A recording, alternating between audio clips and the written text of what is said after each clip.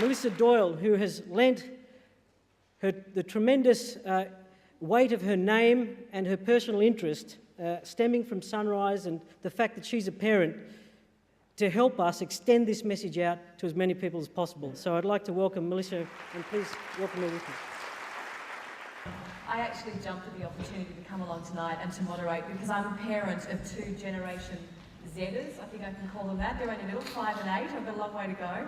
But probably like a lot of you in the room here, I'm craving for information on how I can manage and what I can do and how I can basically guide my two children through the next 15 years and beyond. Tonight we are going to hear from an array of experts. They really are incredible. Their knowledge is far-reaching, their experience is even more so, which is, I think, really where it counts. We're going to talk about all sorts of things from managing bullying, drugs and alcohol, sex, and protecting our children physically and emotionally, which I think is so very important. Hopefully we'll all go home tonight a little wiser, armed with a bit of knowledge that can help all of us tackle some of those issues and guide our children to the life that we want them to follow, the path that we want them to go down.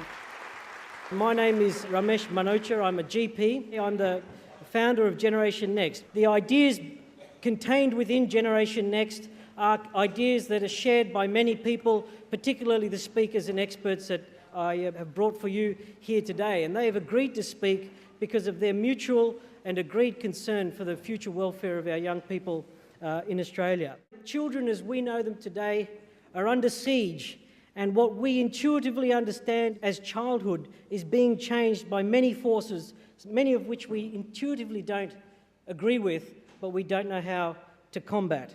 We seem to have unprecedented levels of stress, negative self-image, anxiety, social dysfunction, and so on and so forth.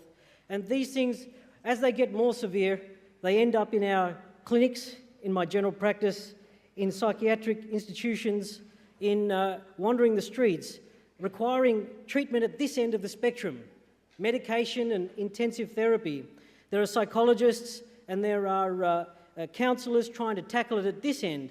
But what's really interesting is that the science is now emerging to demonstrate that there are both positive and negative factors that lead to the development of these phenomena that are in your control. And what Generation Next is designed to do is to give you, to empower you with knowledge and practical strategies to tackle the situation here so that GPs and psychologists and health professionals don't have to clean up the mess later, and we can ensure that our young people are reaching the full potential that they're clearly capable of achieving.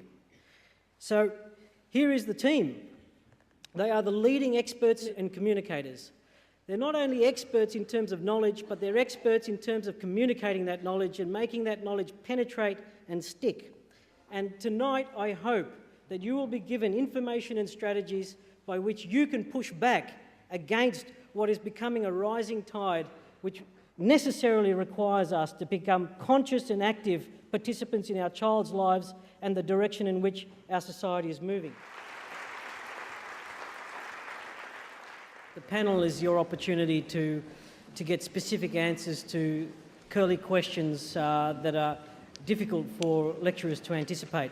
Amazing, amazing questions. What we've tried to do is go through and just pick a bit of a cross-section. The first question I'll put to Dr. Michael Carr-Gregg is when you see signs of depression in a 17-year-old, how do you get them to see a GP? And when is I'm all right, right? There was one question that was written down that said, I'm a mum, I'm a patient, if my daughter comes to you for a termination, do I have a right to be told? There's been a couple of these ones. Concerned about sleepovers. This is from Chris in Marcola. 4 kids, 7, 9, 11 and 13. Now we're concerned about sleepovers. There seems to be a trend for parents to encourage them, but we're worried about what happens when they're all there. 1, are we overreacting? And 2, how do we communicate our stance to our children? And also, how do we communicate our stance to other parents without offending them? Thank you all so much. You're amazing. Talk about the bell curve earlier. I felt like it was a bell curve of fear and confidence and everything. 1 minute I thought, oh my God, I can't do this. Why have I been given children? And then the next minute I thought, yes.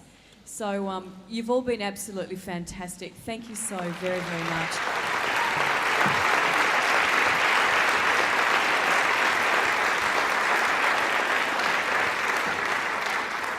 her involvement